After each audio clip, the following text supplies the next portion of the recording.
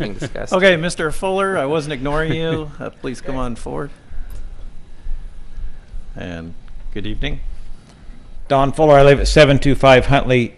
I don't know if Mr. Montgomery Scott wanted to talk about the timing of this celebration. You're on? Okay. I'm here because I'm glad to see this thing get changed to July 2nd, if it does, because that would put Corona in the correct date of when the Independence Day actually happened. It was July 2nd, not July the 4th.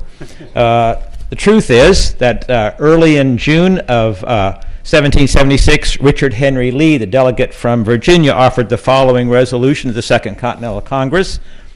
Resolved that these united colonies are and of right ought to be free and independent states, that they are absolved from all allegiance to the British Crown, and that all political connection between them and the state of Great Britain is and ought to be totally dissolved. That is, in fact, the Declaration of Independence.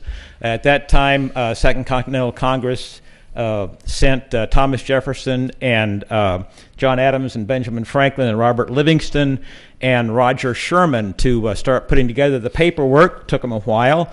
Jefferson was chosen because he was a good writer, terrible speaker, but good writer. And he also had good penmanship, was important in those days.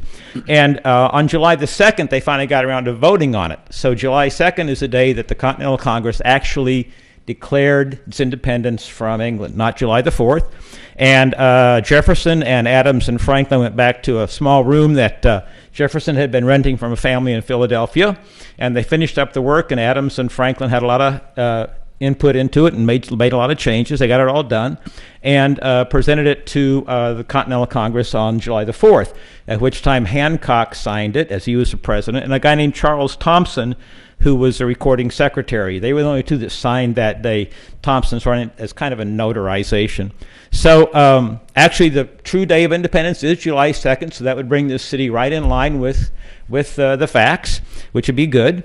And also it's worth pointing out that Jefferson and Adams and Franklin and Sherman and Livingston and Hancock and Thompson and Lee and all the rest of that band of rebels, if they were still alive here today, I think they would tell you that they did it for liberty, which is a grander concept than mere freedom.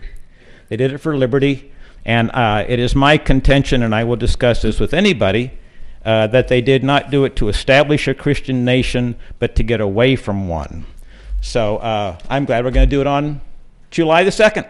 Thank you very, very much for your time, and I hope you have a great time. Thank you.